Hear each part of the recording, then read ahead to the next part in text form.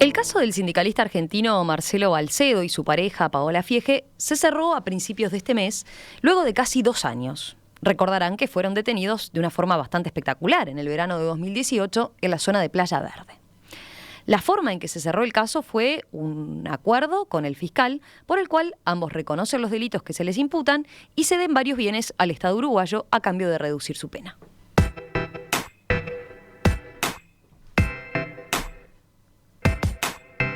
Balcedo fue condenado como autor de un delito de lavado de activos, un delito continuado de contrabando y un delito de tráfico internacional de armas de fuego, municiones, explosivos y otros materiales relacionados. La sentencia es de 4 años y 8 meses de penitenciaría. Fiege, por su parte, fue condenada por un delito de asistencia al lavado de activos. Le corresponderían 3 años de cárcel. Ambos ya cumplieron periodos de prisión efectiva y por el acuerdo alcanzado recientemente, Balcedo cumplirá el resto de su pena en prisión domiciliaria y Fiege lo hará en un régimen de libertad vigilada. A cambio, además del reconocimiento de los delitos, la pareja Balcedo-Fiege debió desprenderse de $4 millones, un chalet en Maldonado y 4 vehículos de alta gama que ambos entregaron al Estado como parte del acuerdo. ¿Cómo se resolvió este caso después de haber estado en el tapete público durante tanto tiempo? Bueno, ha generado varios cuestionamientos. Por ejemplo, tiro algunas de las preguntas que quedaron arriba de la mesa. ¿El Estado aceptó bienes aparentemente obtenidos mediante ilícitos a cambio de una reducción de la pena? ¿Estos bienes le corresponden al Estado uruguayo o tiene razón Argentina en reclamarlos? ¿Cuánto incide la cómoda posición económica de la pareja, por ejemplo, en la posibilidad de llegar a un acuerdo de este tipo? ¿Cuánto afecta o no este tipo de acuerdos la imagen que la sociedad en general se hace del sistema judicial uruguayo? Bueno, de eso vamos a conversar en esta nueva edición de nuestra mesa de juristas. Paso a saludar a quienes nos acompañan esta mañana. Bueno, Yanela Bardazano, ustedes la conocen, integrante habitual de la mesa, docente grado 5 de Filosofía del Derecho en la Universidad de la República, a quien le han pasado esta mañana el brazalete de capitana del equipo, parece. Oscar Sarlo le hizo entrega y quedó como coordinadora del espacio por esta jornada. Yanela, ¿qué tal? ¿Cómo estás? Un gusto saludarte. Un gusto, buenos días. Muchas gracias. También nos acompaña el procesalista Santiago Pereira Campos, profesor titular de Derecho Procesal en la Universidad de Montevideo. Santiago, ¿qué tal? Buen día. También un gusto saludarte. ¿Qué tal, Romina? Y qué tal a todos, un gusto estar aquí. Tú ya has intervenido en otras mesas de juristas, en otras oportunidades. Sí, muchas gracias. Un gusto tenerte de vuelta. Bueno, y también tenemos al procesalista Gabriel Valentín, profesor grado 5 de Derecho Procesal en la Universidad de la República. ¿Qué tal? Buen día, Gabriel. Buen día, Bienvenido. Romina, buen día a todos. Un gusto estar aquí. Y nos acompaña también el penalista Diego Camaño, profesor adjunto de Derecho Penal en la Universidad de la República. Diego, ¿qué tal? Buen día. También un gusto saludarte a ti. ¿Qué tal? Buen día. Gracias por la invitación y por compartir la mesa con estos estupendos colegas. Bueno, vayamos a ver, yo tiraba algunos de los aspectos que quedaron planteados y que capaz que generan más controversia, pero en principio les pregunto, ¿cómo vieron este acuerdo en particular? ¿Está bien que el Estado acepte que de alguna manera se le pague con bienes mal habidos? ¿Quién quiere empezar? A ver, ¿quién se anima? Yo me animo, si Dale, quieres. Santiago. No, y me animo porque, Romina, quizás voy a romper un poco tu esquema, pero me parece que para poder discutir concretamente de este caso tenemos que contextualizar un poquito. Dale. Para que los oyentes puedan entender lo que de alguna manera pasa. Y primero decir que si tenemos la oportunidad de hablar de esto tan públicamente es porque esta es una de las virtudes del nuevo sistema, que tiene muchos defectos, pero tiene una gran virtud, que es la publicidad y la transparencia. Y esto me parece que es una primera cuestión que tenemos que contextualizar. La segunda, que a mí me preocupa un poco, es que es muy riesgoso evaluar el funcionamiento de un sistema de justicia por la existencia de 3 casos, ¿no? Uh-huh. Los abogados somos muy propensos a hacer estadísticas en base a lo que nos pasa a cada uno, y eso es muy malo, porque en un sistema de justicia, para definir políticas, tenés que tener información cuantitativa y cualitativa de calidad. Entonces, una cosa es que discutamos concretamente el caso Balcedo y si este acuerdo es razonable o no, y otra cosa es que discutamos en general el funcionamiento del proceso abreviado. Entonces me parece que ahí también tenemos una cuestión a ver. Otro que a veces es lo que me parece que genera discursos de amor-odio hacia el proceso abreviado, es que si uno razona desde la perspectiva de la teoría, todos queremos un sistema de que busque verdad, justicia, garantías, duración razonable. Pero el problema es que los sistemas penales han fracasado en todas partes del mundo cuando quisieron buscar eso. Y con un sentido un poco práctico, se ha llegado a la conclusión que lo más importante es lograr resolver el conflicto en la medida de lo posible acercándonos a esos valores, pero que el objetivo central en definitiva sea resolver el conflicto. Entonces, si uno mira en lo que estamos y mira lo que teníamos antes era un sistema donde lo que se enteraba la gente era como mucho si habían procesado o no a alguien en el sistema anterior. Uh-huh. Y después se acababa todo.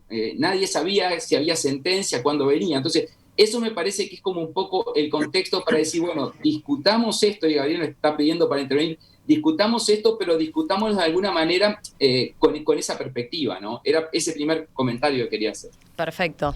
Gabriel, tú que levantabas la mano, a ver, dale. Sí, a ver, en la misma línea, y por supuesto que después en todo caso discutimos también el caso puntual, ¿no? Pero primero, hay un dato de la realidad que hay que tener a la vista, que es que las distintas legislaciones en distintos lugares tienen figuras similares a esta. Se puede, así, por mencionar algunas, Portugal, Italia, a nivel iberoamericano, en Chile, en Panamá, Costa Rica, en distintas provincias argentinas. O sea que existen estos sistemas en varios sistemas, no es una invención nacional. En segundo lugar, es verdad que hay amores y odios, como decía bien Santiago, con el proceso abreviado. Se ha justificado esto del proceso abreviado y es bueno la mirada de contexto que mencionaba hoy Santiago. Algunas razones que son, si se quiere, fuera del sistema. Se dice, bueno, es bueno que en una sociedad tan fragmentada, tan diversa, tan compleja, haya una mayor participación de los involucrados en el conflicto en lograr una solución a ese conflicto. Y eso es lo que hace que se genere esta búsqueda de negociación. Y por otro lado, ideas internas al sistema, que el sistema pueda funcionar, que sea eficiente. En Estados Unidos, en ese sentido, hay una figura similar del plea bargaining que funciona como antecedente y bueno, en el caso casi paradigmático que es Santo Velo contra Nueva York, o más bien Nueva York contra Santo Velo, se mencionó justamente que uno de los principales motivos del sistema es que no es imposible llevar a juicio todos los casos y darle también una solución rápida. Hay también problemas, es verdad. Incluso hay detractores, hay uno, Langbein, por ejemplo, un autor muy reconocido, que equipara casi que esto a la tortura. Dice, bueno, la solución que se obtiene en el proceso abreviado, él dice de una forma muy gráfica, ¿no? Ya no usamos el potro ni la bota española para torturar, sino que amenazamos con la imposición de una pena muy grave, y con eso se logra el acuerdo. Y también, bueno, y entonces ahí la pregunta es si la decisión es libre en esas circunstancias, si es una decisión que se toma con total determinación. Y la otra es justamente en el plano que está vinculado con este caso, es que algunos están en mejores condiciones de tomar esta decisión, porque de repente pueden tener los mejores defensores que pueden conocer las reglas del sistema muy bien y saber cuándo conviene litigar y ir a juicio o no, uh-huh, y cuándo es razonable aceptar un acuerdo, y disponen de los medios para ello. No te adelantes a eso, capaz, Gabriel, vamos a quedar por ahí, si te parece, así lo retomamos, ese aspecto que comentás, ¿te parece? Sí, perfecto. A ver, Cianela me estaba levantando la mano, creo que sí. Diego también, hay ahí disputa, a ver quién va primero. Dale, Cianela. Ciane que está arriba, en realidad. A ver, yo a partir de lo que decían Santiago y Gabriel, quería como centrar la cuestión en la dimensión central o la importancia que ha adquirido este mecanismo del proceso abreviado, de los acuerdos, digamos, como mecanismo para evitar el juicio oral, estos acuerdos entre fiscal y defensor, que efectivamente son, digamos, un mecanismo de imposición de sentencias sin juicio público. Pero nosotros tenemos datos en Uruguay, de hecho, tanto Gabriel como yo formamos parte del Observatorio del Sistema de Justicia y la Legislación de la Facultad de Derecho, que desde que empezó a la vigencia del CPP, estamos haciendo un seguimiento de la implementación y por lo menos... Aclaremos por las dudas la sigla, CPP, el nuevo Código del Proceso Penal, ¿no? Exacto.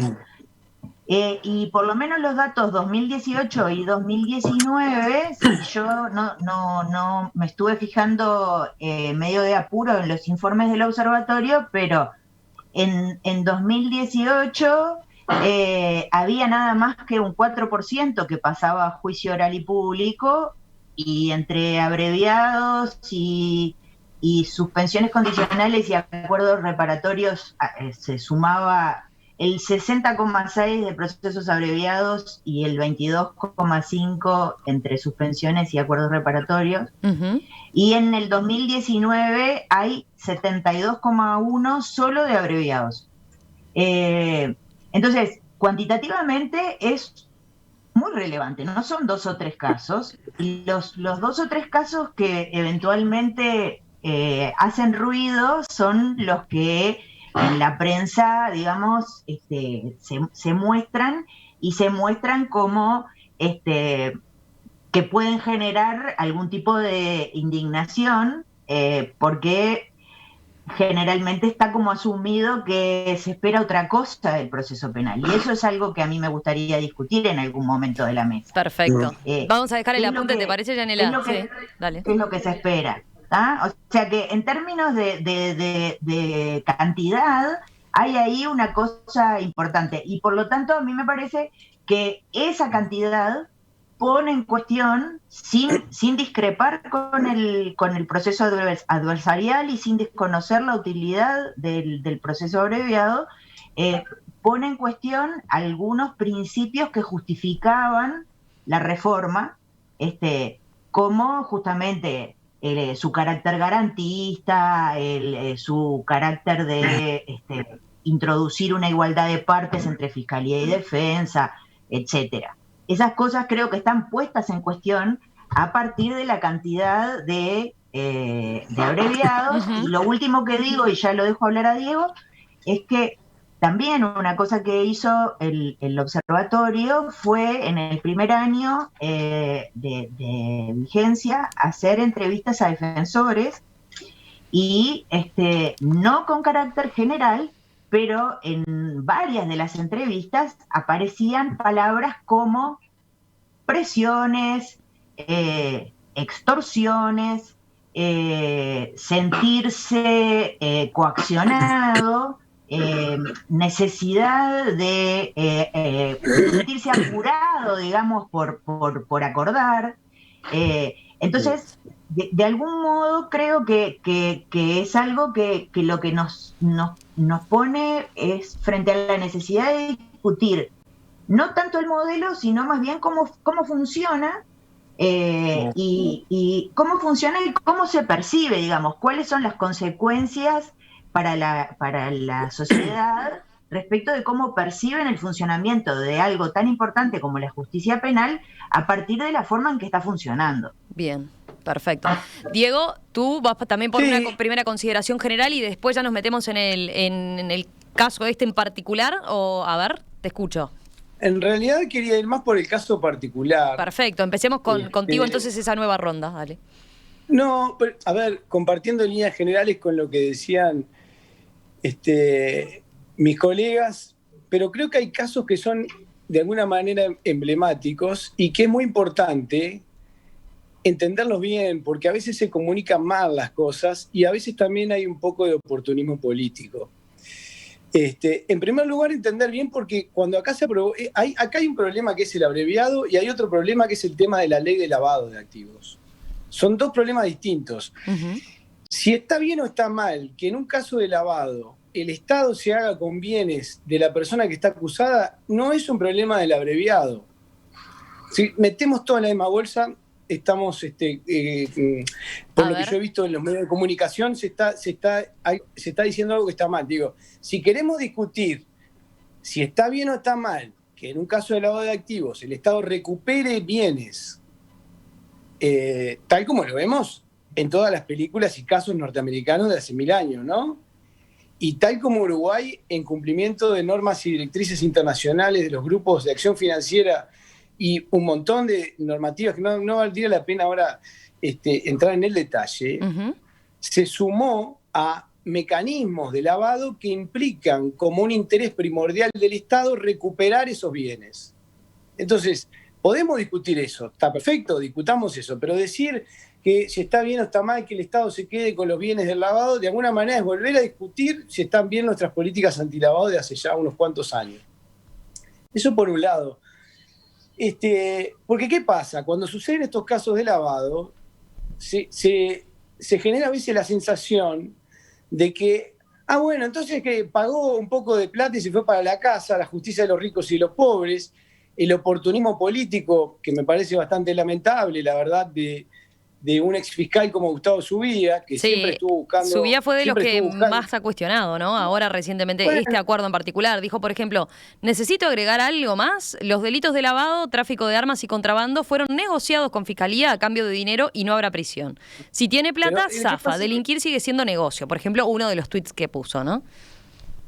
No, bueno, lo que pasa es que en ese tipo de manejos y de planteos, que además lamentablemente provienen de operadores que estuvieron mucho tiempo en el sistema, pero que también hay que tener presente, buscaron los votos de la gente con un discurso anti nuevo código, con un discurso anti fiscal general, con un discurso muy confrontativo y con un discurso que yo creo que no es realmente en el fondo, la verdad lo digo, vamos a decir, totalmente honesto con las cosas tal como son. Porque acá el tema de la justicia de los ricos y de los pobres se planteaba con el código viejo, con el código nuevo, con el código que quieran. Eso no depende de un código estrictamente. Pero por eso digo, creo que tenemos que encarrilar un poco la discusión. Lo que decían ahora los compañeros de mesa, si está bien o mal que el fiscal acuerde con el imputado una pena inferior a cambio de no ir a un juicio oral, es una discusión. Si está bien o mal que en los casos de lavado de activos el Estado recupere bienes, es otra discusión. Recordemos que con el código anterior nos quejábamos porque decíamos, sí, en algún caso de lavado, que era muy poquito lo que se agarraban anteriormente por la ineficiencia que tiene la persecución penal cuando está a manos de jueces y no a cargo de las fiscalías, va preso, pero no recuperamos nada. Era una crítica, decís, que aparecía. Era una crítica al sistema anterior. Ahora que se recupera, decimos, recuperamos, pero salió. Entonces digo, a ver, me parece que tenemos que ponernos de acuerdo. Acá hubo una condena, hubo una persona que estuvo privada de su libertad, hay una condena que se va a cumplir, no es como yo escuché en el video que dice, chauchas y palitos se va para la casa. Eso es una forma banalizada, es una forma no honesta de plantearlo. Es una persona que está condenada, que va a tener que enfrentar una extradición, que estuvo presa un cierto tiempo, que va a tener que cumplir prisión domiciliaria, que tiene todavía 3 años y pico por delante. Entonces, a veces hablamos en los medios de comunicación de años de privación de libertad, como si fueran 2 minutos. Y a veces me parece que, digamos, tenemos que hablar las cosas realmente tal como son. Es decir, yo no digo que esto haya sido la solución ideal, no conozco el caso Balseiro en su profundidad, he participado en otros casos, sí, de delitos de similares características donde justamente estaba esta crítica anterior, ¿no? Con el sistema anterior, de delitos económicos donde el Estado no recuperaba nada. Ahí, entonces, la aclaración tú le haces la distinción por lo que implicaba el código anterior. De todas formas, si hubiera ido a juicio, después el final podía ser también que el Estado se hiciera de esos bienes, ¿no? O no. Podría ser o no.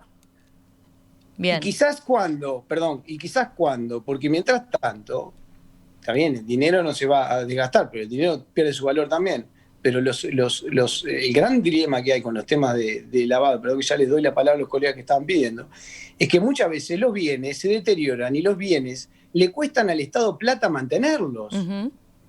Porque digo, a ver, sí, una mansión en Punta del Este, no sé, digamos cualquier cosa. Sí, pero una mansión en Punta del Este hay que pagar impuestos, hay que mantenerla, se cae a pedazos. Si el juicio oral demora 2 o 3 años o 4 años, de repente cuando llegamos al final del camino, lo que valía hoy 3 millones, en el momento del final vale, no sé, 500.000. Entonces, en una palabra, Diego, para este acuerdo en particular, ¿cómo lo viste? ¿Cómo dirías? Haciendo esta distinción que decías, ¿no? De cómo hay que separar una cosa de la otra, ¿no? Es que yo no puedo... Yo creo que el acuerdo, si acá vienen trabajando en este caso hace 2 años y un fiscal evalúa que esto es lo mejor para la política criminal del Estado, que lo mejor que se puede hacer es evitar el juicio, lograr rescatar, no sé, 5 o 6 millones de dólares y que esta persona salga condenada y que esté todavía con el cierre de fronteras a la espera de la extradición, que seguramente va a venir de Argentina, y todo lo que le falta de aquí para adelante, porque esto no terminó. Ujú. Si evaluaron eso, yo, que no intervine en el caso, y por suerte, pues si no, no hablaría tampoco, de alguna manera le tengo que dar la derecha. No me parece que sea una cosa aberrante. Si usted me dijera, bueno, no se recuperó nada, y estuvo 6 meses preso, se fue para la casa y se puede ir a Argentina. Bueno, pero no me parece que sea un acuerdo descabellado ni una cosa absurda. Perfecto. ¿Con quién seguimos? A ver, Santiago, ¿tú cómo lo viste? Este acuerdo en particular como tal. Y yo creo que para definir si un acuerdo es bueno o malo, nos falta un dato que es esencial y que a veces no lo tenemos en cuenta, que es cuál es el nivel de prueba que tiene el fiscal. Porque Claro. si entendemos que un proceso penal oral y público requiere plena prueba, esto es, para yo ganar un proceso penal y público en juicio oral, yo tengo que lograr probar plenamente todos los hechos que tienen que ver con el delito. Entonces, lo que nosotros no podemos saber y no podemos hacer futurología es qué probabilidad tenía de eso el fiscal, a lo que agrego lo que decía Diego del riesgo del paso del tiempo. Pero imaginen qué hubiera pasado si en un juicio oral el fiscal pierde el juicio y absuelven a Balcedo y a Flieg. Porque hay que evaluar eso cuando nosotros evaluamos los acuerdos. Hay que decir, ¿qué hubiera pasado? Sí, porque a diferencia de lo que ocurre en un proceso abreviado donde la confesión por sí misma prácticamente transforma o llega a la condena, en un proceso oral y público la mera confesión no es suficiente para poder llegar a la condena. Yo tengo que tener la plena prueba. Entonces, yo, como dice Diego, uno de repente podría decir quisiera más, que se hubiera obtenido más para el Estado, menos. Ahí podemos entrar en el campo de la discreción, pero lo que sí nosotros tenemos que tener en cuenta es que un proceso oral implica un riesgo para el fiscal. Y segundo, respecto del decomiso que forma parte también de la pena, es importante tener en cuenta que todos estos bienes tienen un destino y que la LUC acaba de asignarle ahora el 25% de lo que se obtenga a medicamentos de alto costo. Entonces, el Estado uruguayo se está ahorrando el costo de tener a estas personas en la cárcel, que es altísimo para lo que se obtiene a cambio, que es prácticamente la nada, porque este enamoramiento con la cárcel solo lleva a mayores costos y a mayores problemas, porque además no los podemos tener en una clase sin custodia, porque seguramente los matarían, entonces ahí hay todo un problema adicional. Entonces, estamos obteniendo dinero que podemos destinar a medicamentos de alto precio, estamos ahorrando los costos involucrados en esto, y como dice Diego, no es solamente que se va para la casa, no puede salir del país, tiene embargados los bienes como garantía del cumplimiento del acuerdo, que es algo que no se dice, pero han quedado embargados los bienes en garantía del cumplimiento de las demás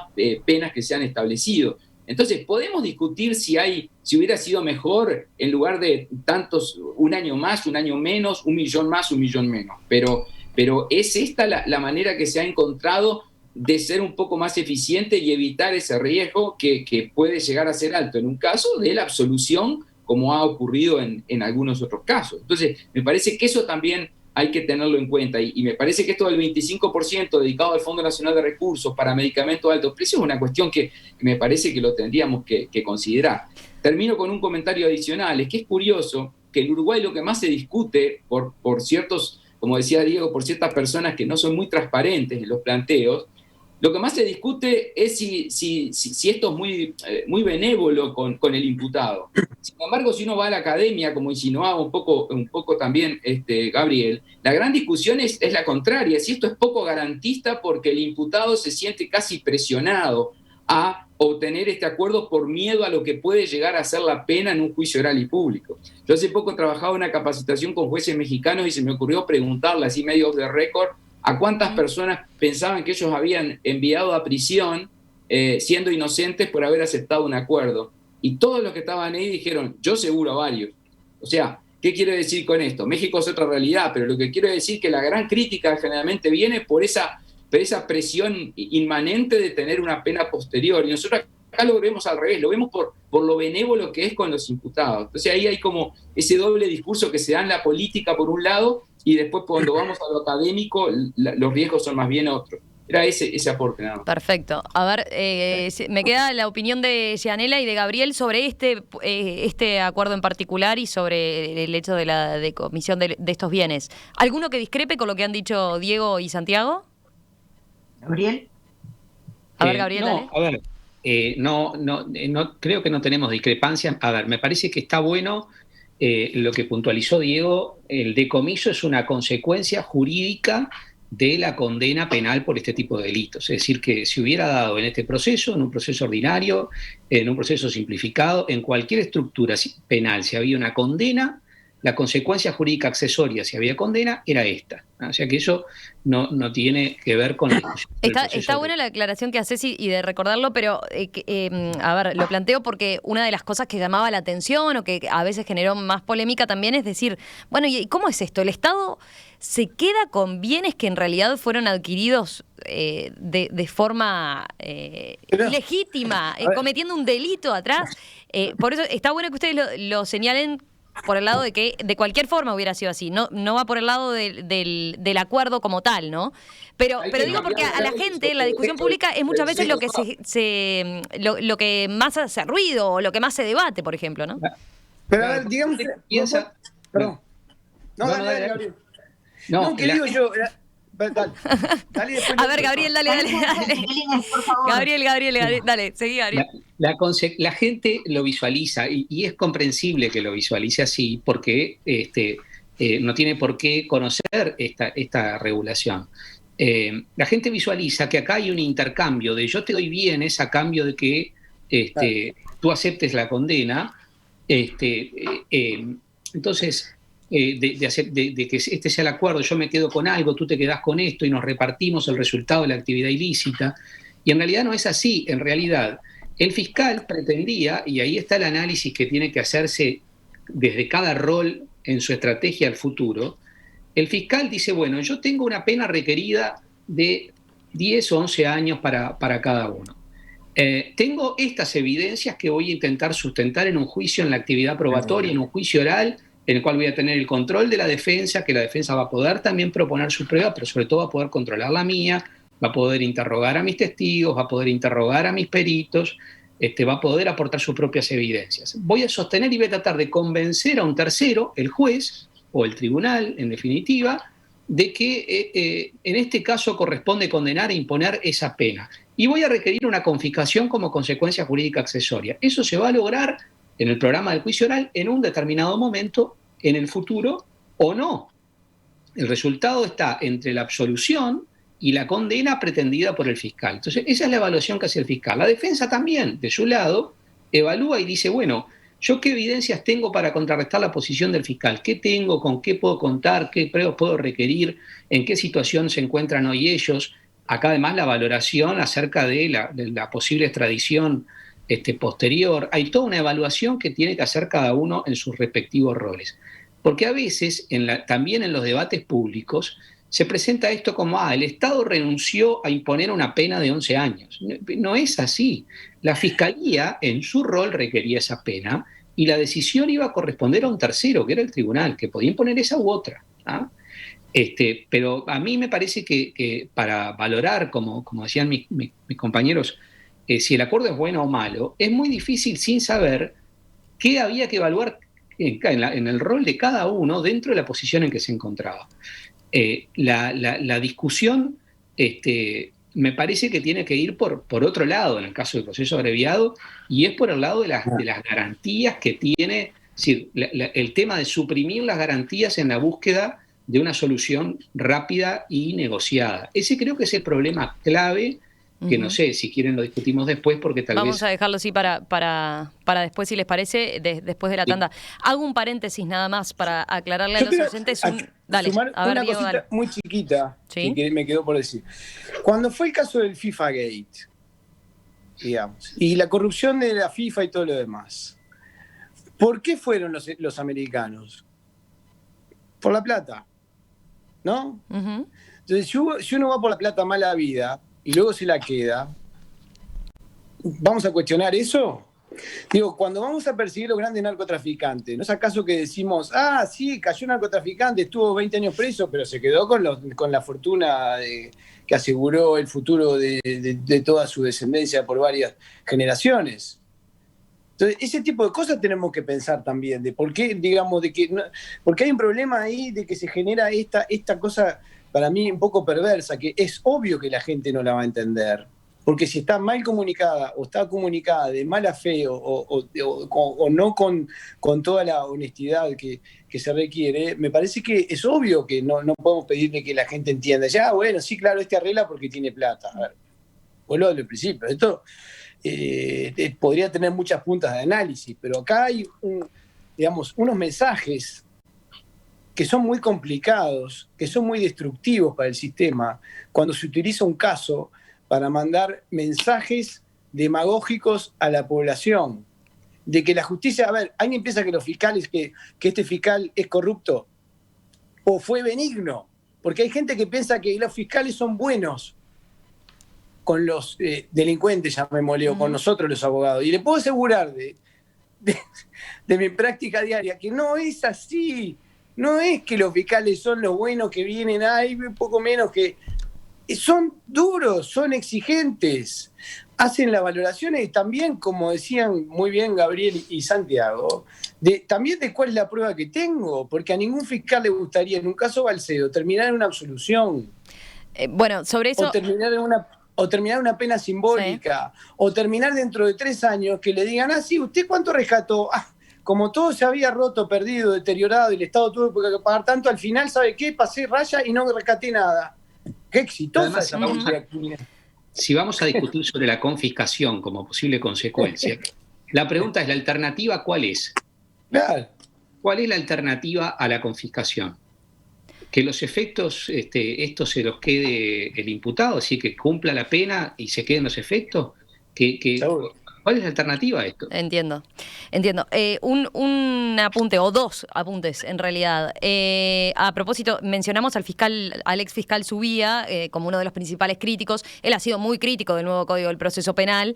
Claramente, en este caso, volvió a acentuar su crítica y fue lapidario con sus consideraciones y cuestionó mucho el acuerdo, pero no fue el único, ¿no? Por ejemplo, nosotros les enviamos una columna que escribió Leonardo Guzmán en el diario El País días atrás, donde plantea esto, ¿no? Cómo a cambio de la confesión y la entrega de una parte sustancial de bienes mal habidos, la Fiscalía aceptó rebajar al menos de la mitad de la pena que pretendía, basándose en la ley. Plantea también cómo el Estado humilla su derecho aceptando que le pague con los fondos por los que fueron enjuiciados. Bueno, por eso digo, simplemente para mostrar que no solo era en el caso de Subía, ¿no? Que sabemos que es un crítico desde que se empezó a hablar del nuevo Código del Proceso Penal, ¿no? Y lo otro que les iba a comentar es simplemente una consideración para los oyentes cuando ustedes señalaban lo de la prueba, ¿no? Lo importante que es para el fiscal saber con qué elementos cuenta para seguir y proponer un juicio oral, llevarlo a juicio oral el tema, ¿no? O se queda con el aceptar que los imputados acepten los delitos como pasó ahora.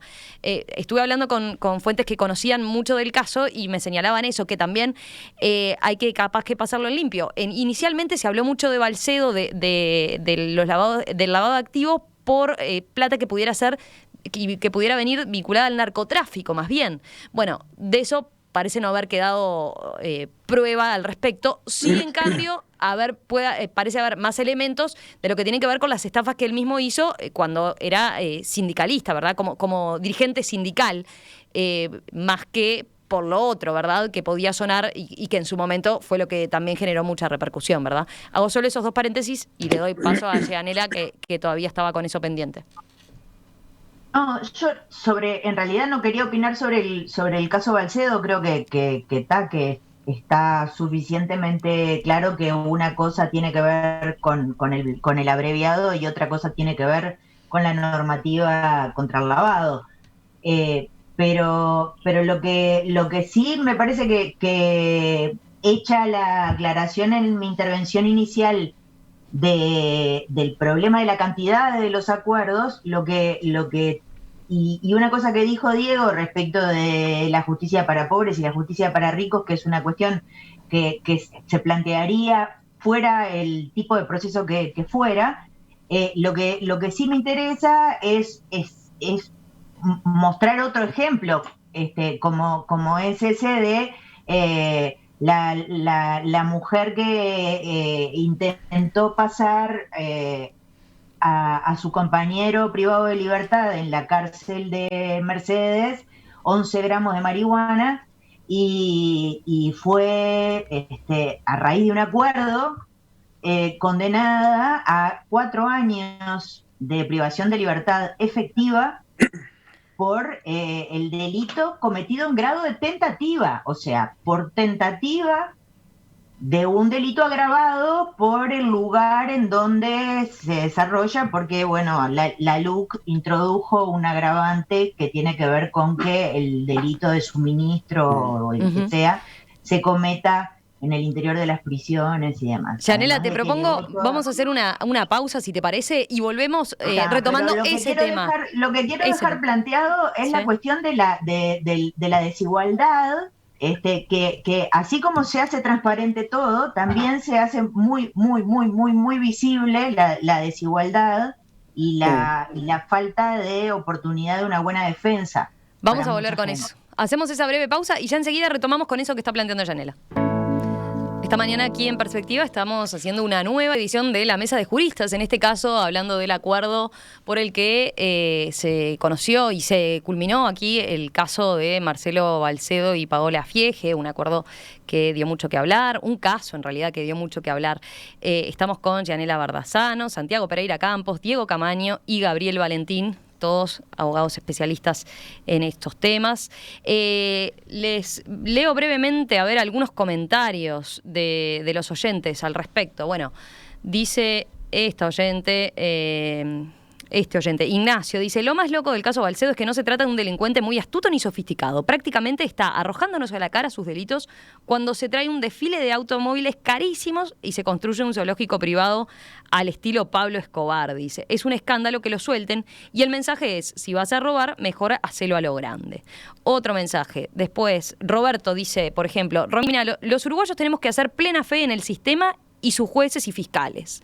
No tenemos por qué comprender, porque no se es jurista y porque no se tiene a cabalidad tampoco los elementos que se tuvieron en cuenta para arribar a un acuerdo. Hay quien dice también, como en este caso, por ejemplo, Fernando dice: parece razonable que el Estado enajene los bienes ilegítimamente adquiridos para que disponga de ellos en forma criteriosa, con el fin de resarcir a la sociedad, porque todo crimen es directa o indirectamente dañoso, tanto en lo moral como en lo material. Como ven, bueno, hay muchísimos mensajes al respecto. Iba a generar polémica, lo sabíamos de que era un tema que evidentemente daba para conversar un buen rato.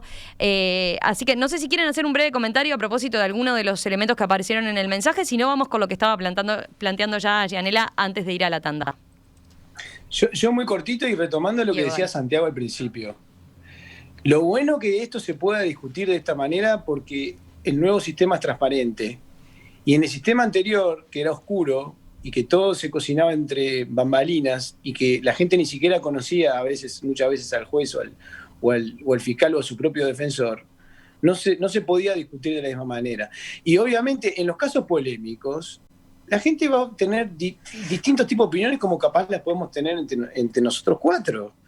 Y está muy bien que la gente opine. Lo que a mí me parece que es un poco o bastante complicado es cuando se transmiten mensajes de que o la justicia es un viva la pepa, o es que se arregla cualquier cosa, o que los fiscales son cualquiera, o que los defensores los tienen comprados. Ese tipo de cosas a mí me parecen complicadas de transmitir de esa manera, tomando sobre la base un caso que, como hemos más o menos visto ahora, más o menos, bueno, no, es una cosa descabellada, o no parece, por lo menos a primera vista. Yo en esa línea tengo una pequeña y sana discrepancia con lo que decía un oyente, de que la gente no esté capacitada o que no pueda discutir estos temas. Yo creo que sí puede discutirlos. Claro. Que tiene derecho a discutirlo, pero tiene derecho a discutirlo con información fiable, con todos los elementos a la vista y participando de esta forma o en debates de este tipo, escuchando, obteniendo insumos, discutiendo. Eso le hace muy bien a la sociedad. Y coincido que eso lo permite el nuevo sistema. En el anterior sistema esto quedaba en una opacidad absoluta. Sin duda. Comparto eso y uno de los grandes temas hoy en discusión es la participación de la sociedad civil en los sistemas de justicia como un tema clave, más allá de la discusión del jurado, que es otra gran discusión, pero aún fuera de eso, y me parece que acá de alguna manera se puede dar. Yo quería hacer un pequeño comentario de algo que está pasando mucho en América Latina, que es que siempre se está pensando en la gente que vaya a la cárcel. Ahora, lo que nadie piensa es que hay miles de personas en Uruguay que por año salen de la cárcel. O sea, no existe en Uruguay ni pena de muerte ni prisión a perpetuidad. O sea, ¿qué quiero decir con esto? Que cuidado con esto, porque es una solución tan provisoria la cárcel, porque esas personas van a salir, tarde o temprano van a salir, que lo que tenemos es que crear las condiciones. Y esto es de perogrullo, pero se olvida la gente cuando pide cárcel.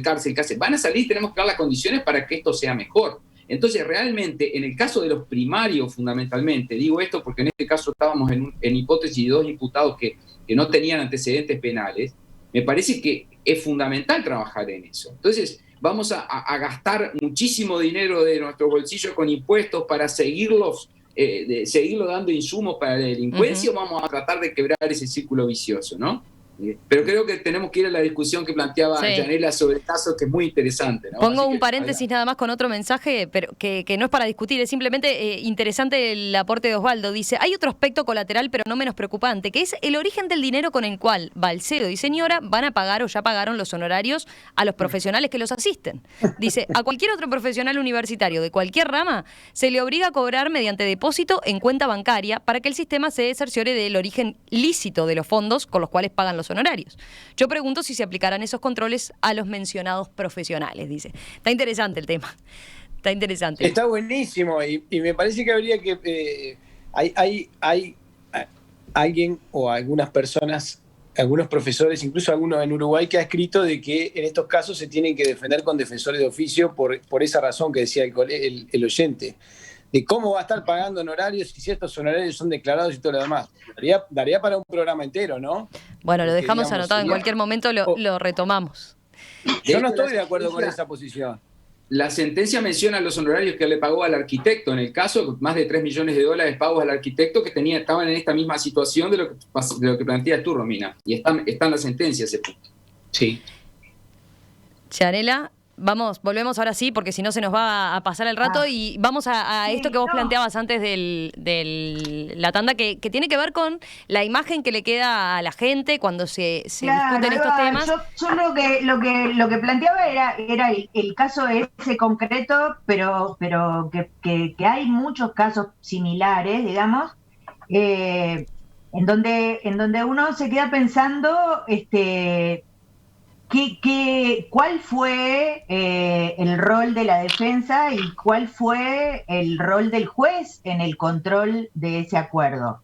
¿Qué es lo que hacen efectivamente los jueces y qué es lo que pueden hacer? ¿Hacen lo que pueden hacer o no hacen lo que pueden hacer? ¿Ahí te estás refiriendo al de Balcedo? Perdón, ¿te estás refiriendo al de Balcedo o el otro, a este otro que planteaste? Recordá brevemente. Me estoy refiriendo a la de la mujer que por una tentativa se va a estar 4 años privada de libertad con prisión efectiva, porque además todos los beneficios fueron eliminados. O sea, en el tipo de delito que se le imputa, no tiene derecho ni a salida transitoria, ni a redención de pena por trabajo y estudio, ni a libertad anticipada. O sea, son 4 años de prisión efectiva, y ya está condenada, ¿no? Yo no conozco Yanela, yo no conozco más detalles que los que tú mencionás del caso, y seguramente el caso se ajusta en cuanto a la pena a los límites legales, pero sí desde el punto de vista de la política punitiva, pero esto es una cuestión que tiene que ver más con la ley penal sustantiva que quizás con la ley penal procesal. A mí me parece realmente, desde el punto de vista de política punitiva, un disparate que una persona que por querer ingresar con 11 gramos de marihuana a la cárcel en grado de tentativa termine 4 años con pena de penitenciaría.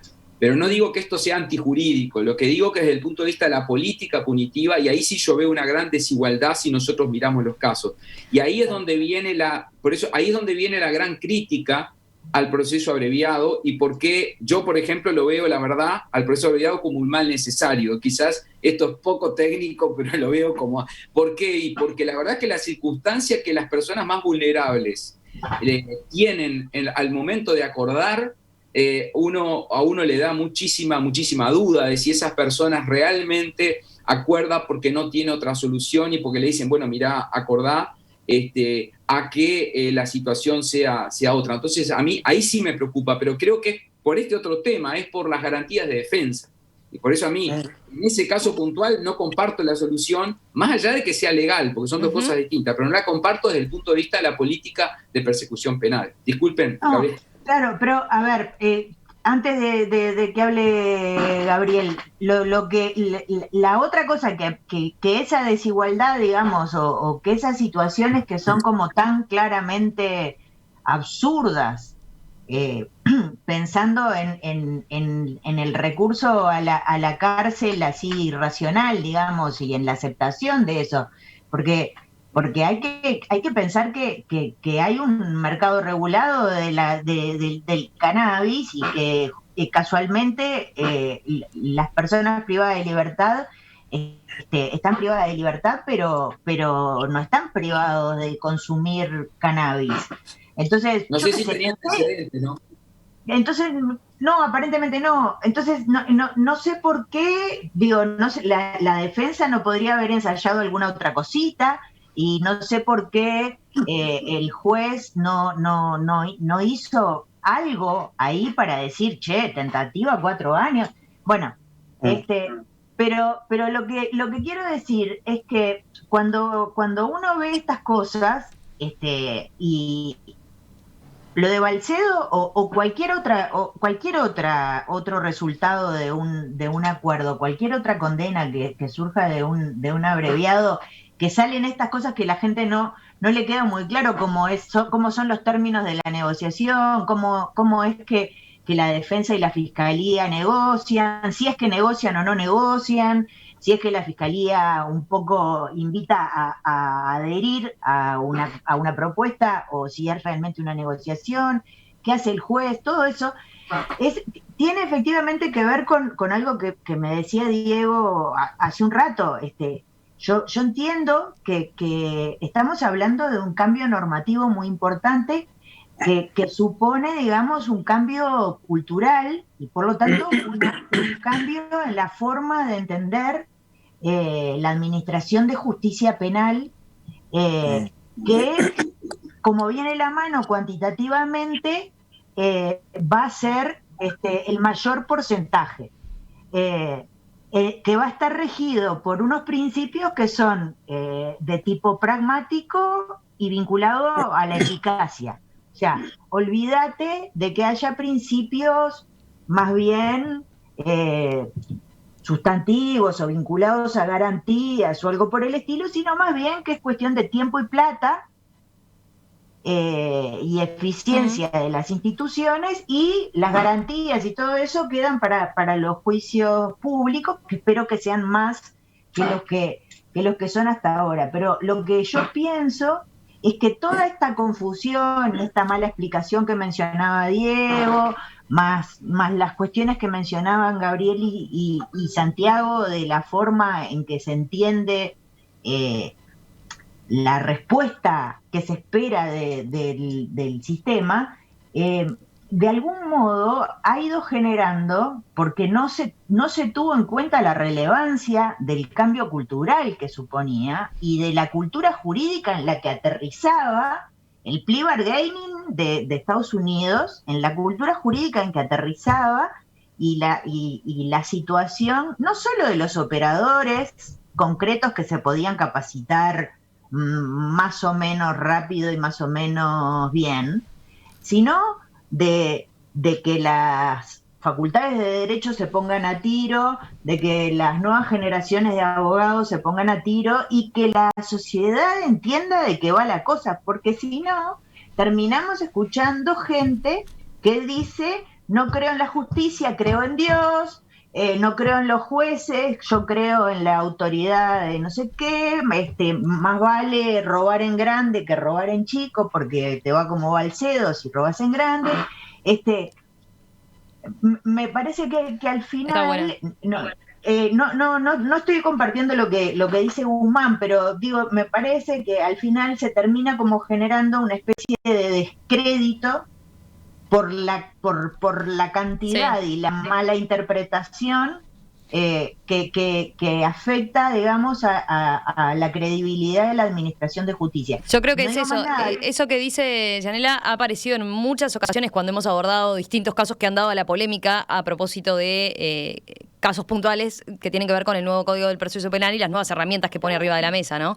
Que eso, faltó un cambio cultural y de alguna manera procesarlo con más tiempo, pese a que es una reforma que llevó años discutir, ¿no? Ustedes me dirán, para ustedes fue eterna, pero creo que a la ciudadanía en general no se le explicó cómo, o no hubo tanto tiempo para procesar que era un cambio de magnitudes muy importantes, ¿no? Muy relevantes. Estamos llegando al final, no tenemos mucho más tiempo. Les pido brevemente los comentarios finales. A ver, Gabriel. Muy cortito. Hay una referencia que conviene puntualizar. El proceso abreviado y estas figuras no estaban en el código original. Aparecen en el proceso de reforma, o sea que no formaba parte de la solución original del código, y tampoco es que hubo un gran debate previo sobre la introducción de esta figura. Por otro lado, a mí me parece muy interesante me parece que hay dos líneas de enfoque sobre la discusión del proceso abreviado. Una es la línea de la defensa, lo que decía Yanela, qué puede hacer la defensa, y otra es la línea del juez, ¿no? Es verdad que este tipo de decisiones tiene un condicionamiento, ¿no? En Estados Unidos se menciona un caso muy conocido que es un caso de Carolina del Norte, en el cual la persona dijo frente al tribunal, después de haber acordado un proceso abreviado, que aceptó el acuerdo porque le dijeron que si no iba a la cámara de gas. Acá no tenemos ese tipo de penas. Es verdad, en otros sistemas sí, y el proceso abreviado se admite en otros sistemas con una amplitud muy superior, por ejemplo, el plea bargaining en Estados Unidos, por ejemplo, el sistema italiano lo admite para la pena perpetua. Se puede utilizar el proceso abreviado para acordar una pena de penitenciaría y salirse de la pena perpetua. En otros sistemas es más restringido. Entonces algunos dicen, bueno, está bien esto del abreviado, pero hay que consagrarlo para delitos que no tengan esa entidad y en la que la amenaza, en cierta forma, no sea tan grande. Pero me parece que del lado de la defensa, para tomar la decisión, me parece que es muy importante. En primer lugar, todos sabemos que la defensa pública lleva más del 90% de los casos. Entonces creo que una cosa importante que tenemos que hacer para el futuro es fortalecer la defensa pública institucionalmente, financieramente y funcionalmente. La defensa pública no puede seguir siendo un órgano, un sistema dentro del Poder Judicial, tiene que ser un sistema orgánico de estructura similar a la de la Fiscalía y con la misma cantidad de apoyo presupuestario, financiero, funcional, etcétera, capacitación, etcétera. En el lado del juez es otra discusión muy interesante. ¿Qué puede hacer o no el juez? Los distintos sistemas tienen distintas modalidades de intervención del juez. En Argentina, en Santa Fe, se acaba de dictar una sentencia fines del año pasado, principios de este año, en el cual la Corte Suprema anuló o más bien no aceptó un acuerdo para el proceso abreviado después de recorrer todas las instancias, porque dijo que la juez y el tribunal no habían tomado una decisión de calidad, que esto es muy importante en estos sistemas también. Entonces dijo la Corte de Santa Fe que es muy importante que aún en el proceso abreviado el juez examine si de acuerdo a la evidencia que el fiscal dice tener, acá no estoy entrando a la discusión de si hay que recibir la evidencia, si el juez tiene que ver la evidencia o no, aún en un modelo argumentativo en el que el fiscal le expone, dice qué es lo que tiene, lo que dice la Corte de Santa Fe es, el juez tiene que ver si realmente, de acuerdo a la evidencia que tiene el fiscal, hubiera podido obtener una condena, más allá de que se haya acordado. Y nos tenemos que preguntar si eso en nuestro sistema es posible. Y yo creo que, en cierta medida, sí, el juez tiene que tener un mayor margen de apreciación acerca de si es plausible la condena por ese delito. Yo he recibido comentarios de muchos casos en los cuales algún juez me decía, bueno, yo la verdad que como lo acordaron, a mí me parecía que en realidad, de acuerdo a lo que me decían que se tenía, incluso en algún caso que entendían que la conducta podía no ser delito. ¿Ah? Entonces, bueno, me parece que en ese caso es evidente que el juez tiene que ejercer el deber y en definitiva, algo que es importante, en el proceso abreviado el juez puede terminar absolviendo, puede llegar a absolver si entiende que la conducta no es delito, aun cuando se haya acordado, o puede no aceptar el acuerdo. Entonces creo que la discusión en el futuro tiene que estar no proceso abreviado sí o no, porque creo que es inevitable que el proceso abreviado va a seguir formando parte de nuestro sistema, porque es la válvula de salida más grande del sistema, como hoy decía Yanela con la estadística, sino que tenemos que discutir qué poderes, qué apoyo le damos a la defensa para que apoyen la toma de esas decisiones y qué potestades se les da a los jueces en el control de los actos. Diego, a ver, tus comentarios finales. A ver, yo creo que, si uno le dice a la gente, pone el caso que ponía Yanela, esta señora que trató de entrar 11 gramos de marihuana a una cárcel para que el novio se fume unos porros y terminó 4 años presa, y Balcedo entregando parte de sus bienes y con mucho menos tiempo de prisión efectiva, y lo pone en la balanza, es obvio que la gente no va a entender. Entonces, uno de los lugares a los cuales tendría que ir toda esa gente a preguntar es al Parlamento, que es el que hace las leyes, que como decía hoy Santiago, son mucho más duras con ciertos delitos que con otros, son mucho más duras con los delitos de la calle que con los delitos económicos, son mucho más duras con ciertas situaciones que con otras. Entonces habría que ir a golpear la puerta ahí. Ahora, tomando también lo que dijo Gabriel recién, que estoy totalmente de acuerdo en líneas generales, hay algo acá que sucedió que, no sé, creo que capaz que Santiago tiene mayor conocimiento de la experiencia de otros países de América Latina, pero me parece que en pocos lados sucedió de esta manera, que es que se le dieron todos los recursos de la Fiscalía, una gran cantidad de recursos o algunos recursos a los jueces y nada, cero, a la Defensoría. Entonces, ¿qué pasa? Si tú mandas a la Defensoría, que como decía Gabriel, lleva el más... Sí, Yanela acota que es cero, ¿no? Yanela acota eso, que es cero recursos. Bueno, pero por eso digo que si la mandás a la guerra con un escarbadiente a la Defensoría de Oficio y un defensor, como el otro día me decía uno, tengo 300 carpetas, ¿qué querés que haga?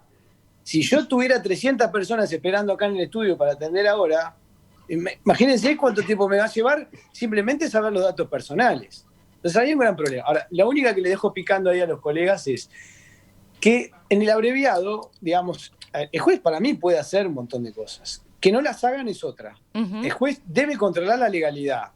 En los casos que decía Gabriel, si el juez entiende que no hay delito, nunca puede condenar.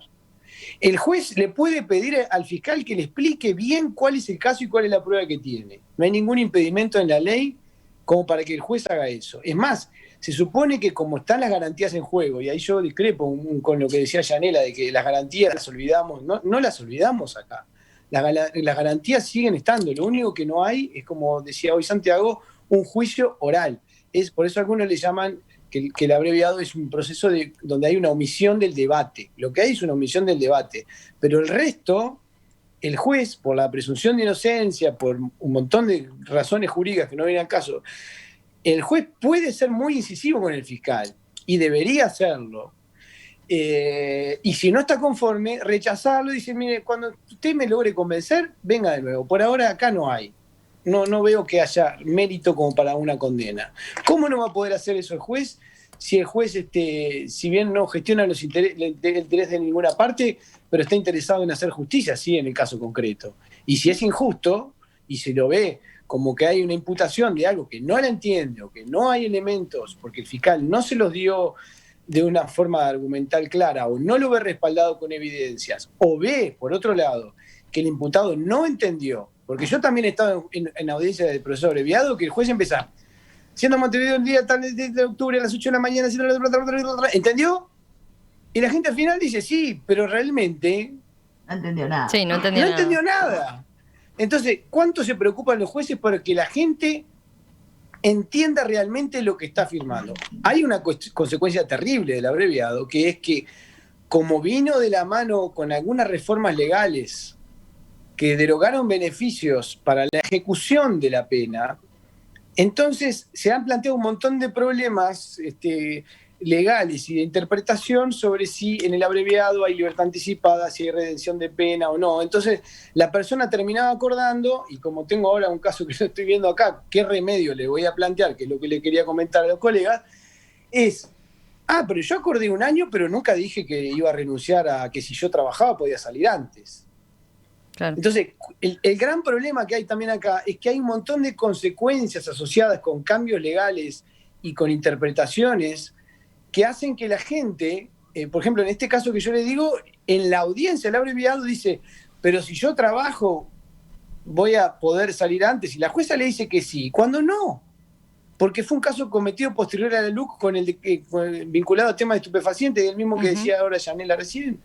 Entonces, a veces el propio juez, miren que a nosotros como abogados, con tanto cambio para acá y para allá, a veces se nos complica saber qué es lo que está vigente y qué es lo que no está vigente en un caso. Imagínense para el común de la gente.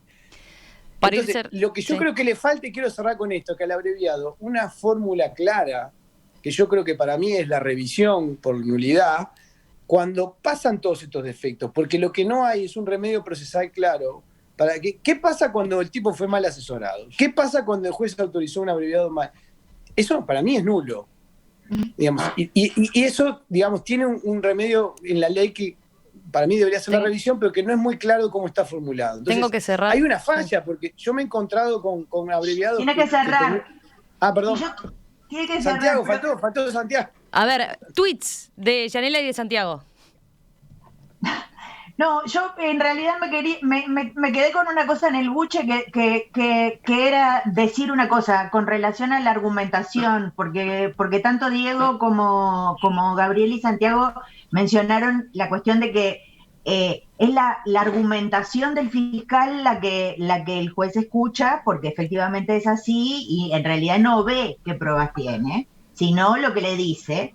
Y toda esta cosa que pasamos a la argumentación, a mí hace tiempo que me tiene preocupada la cuestión de la función del proceso y la relación con la búsqueda de algunas respuestas en casos que han sido emblemáticos en la sociedad uruguaya, y estoy pensando, por ejemplo, en los casos de las violaciones a los derechos humanos en la dictadura, en donde la búsqueda de la verdad, en el sentido de qué pasó, dónde están y cosas de esas, era, digamos, a lo que uno iba, además de a buscar que se castigara a alguien, era por lo que uno elegía la justicia penal. Si le hubiera tocado en este proceso, digamos, y no en el inquisitivo,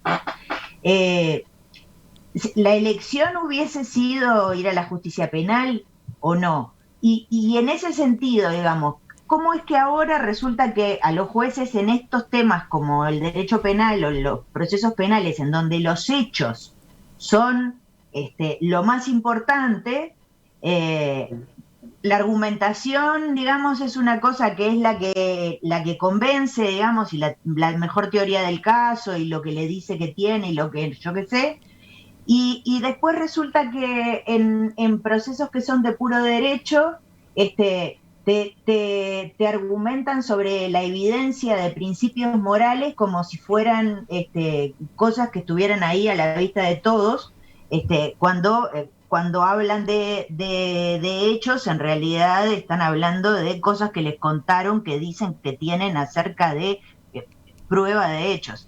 Entonces, yo pienso que hay un montón de contradicciones acá que tiene que ver con que no nos hemos interrogado lo suficiente, y probablemente sea una deuda de la academia, no nos hemos interrogado lo suficiente sobre de qué estamos hablando, porque a mí realmente me parece muy complicado que la sociedad entienda qué está pasando cuando sale un juez a explicar, no sé, una sentencia de amparo o una sentencia de inconstitucionalidad, hablando del principio a vivir no sé cómo, que no se sabe dónde está escrito, y por el otro